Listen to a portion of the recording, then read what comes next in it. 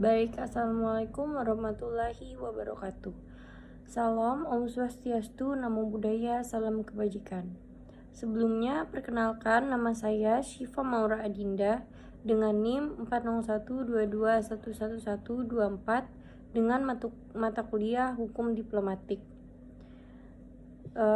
Di sini saya akan menjawab pertanyaan dari Bapak Sintong mengenai tugas yang telah diberikan mata kuliah Hukum Diplomatik. Baik, di sini tugasnya itu di dalam hukum diplomatik terdapat prinsip-prinsip. Coba jelaskan secara detail prinsip-prinsip hukum yang dikenal dalam hukum diplomatik. Baik, di sini izinkan saya untuk menjawab pertanyaan dari Bapak Sintong mengenai tugas yang telah diberikan. Baik, di sini saya akan menjelaskan prinsip-prinsip diplomatik. Yang pertama itu ada prinsip imunitas diplomatik. Imunitas diplomatik ini adalah kekebalan dari hukum lokal yang diberikan kepada diplomat untuk melindungi mereka dalam pelaksanaan tugas-tugas resmi mereka. Prinsip ini mengacu pada perlindungan terhadap diplomat dari penangkapan, penahanan, dan proses hukum lokal lainnya. Di sini ada ruang lingkup imunitas. Yang pertama itu diplomat tidak dapat dituntut atau dihukum oleh negara tuan rumah. Kekebalan ini mencakup perlindungan dari tindakan pidana dan perdata.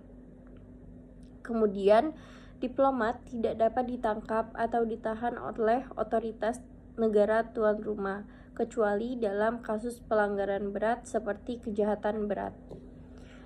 Kemudian, kediaman diplomatik dan dokumen resmi diplomat tidak dapat digeledah oleh pihak berwenang negara tuan rumah tanpa persetujuan dari negara pengirim.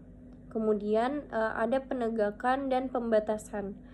Pembatasan kekebalan itu meskipun diplomat mendapatkan kekebalan, mereka masih harus mematuhi hukum internasional yang ada dan tidak boleh menyalahgunakan kekebalan tersebut. Kemudian ada kewajiban dan menjaga etika. Jika diplomat terlibat dalam pelanggaran hukum, negara pengirim diharapkan untuk mengambil tindakan sesuai dengan hukum domestik untuk menegakkan disiplinnya terhadap diplomat itu atau tersebut. Kemudian ada prinsip kesetaraan kedaulatan. Prinsip kesetaraan kedaulatan ini menyatakan bahwa setiap negara besar atau kecil memiliki hak yang sama untuk mengirim dan menerima diplomat. Ini mencerminkan prinsip dasar kedaulatan dan kesetaraan antar negara dalam hukum internasional. Implikasi hak yang sama itu negara tidak dapat memperlakukan negara lain dengan cara yang diskriminatif dalam hal penerimaan diplomat atau perlakuan diplomatik. Kemudian ada pengakuan dan respect. Negara-negara harus mengakui hak negara untuk terlibat dalam diplomasi dan berinteraksi di arena internasional. Kemudian ada prinsip non-intervensi. Prinsip non-intervensi ini itu definisi dan tujuannya itu melarang campur tangan oleh negara tuan rumah dalam aktivitas diplomatik atau intrik internal dan dari misi diplomatik. Kemudian ada aspek-aspek utamanya, yaitu negara tuan rumah tidak dapat mengintervensi aktivitas diplomatik yang dilakukan oleh negara asing dalam wilayahnya, termasuk komunikasi dan pertemuan diplomatik. Kemudian ada perlindungan dan gangguan. Negara tuan rumah harus melindungi misi diplomatik dari gangguan yang mungkin datang dari individu atau kelompok lain dalam negeri. Kemudian ada prinsip perlindungan kediaman diplomatik.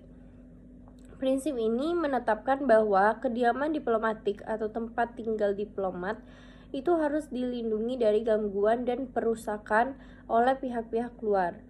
Ini termasuk rumah pribadi diplomat dan tempat kerja mereka. Tempat kerja itu seperti kedaulatan dan kedutaan dan konsulat. Aspek utamanya itu negara tuan rumah memiliki kewajiban untuk memastikan bahwa kediaman diplomatik aman dan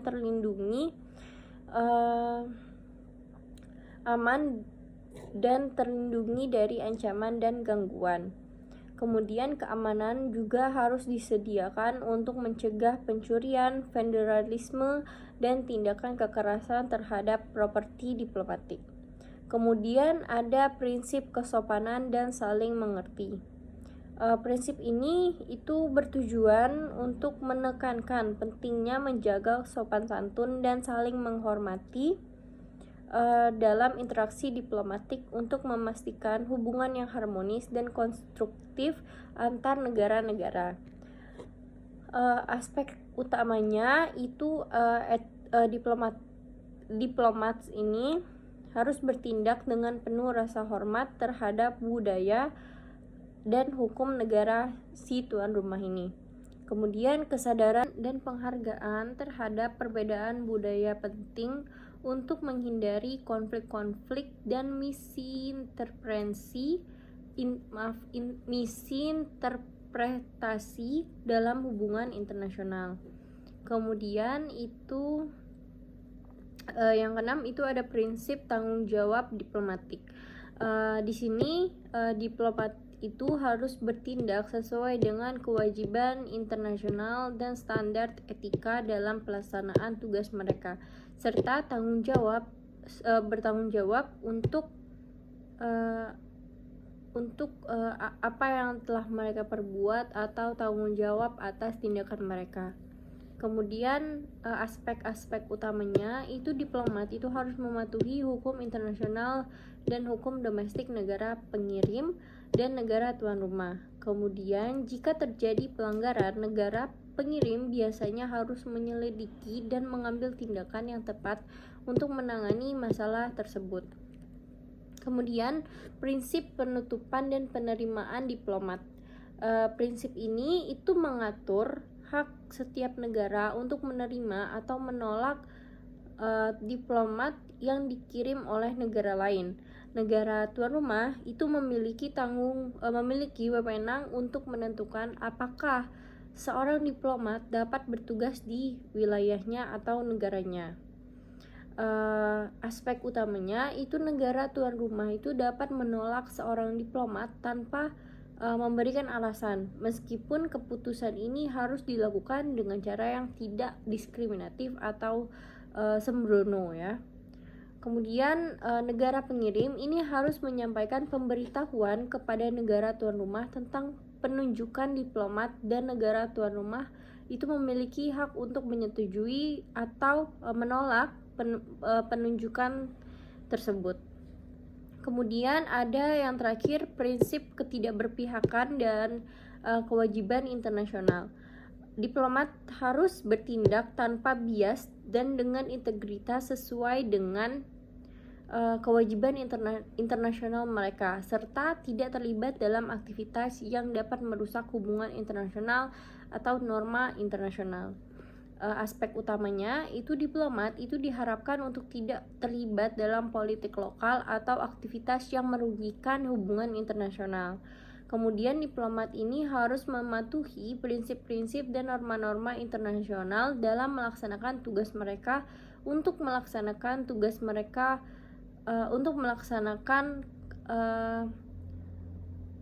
bahkan memastikan keharmonisan dan kerjasama antar negara.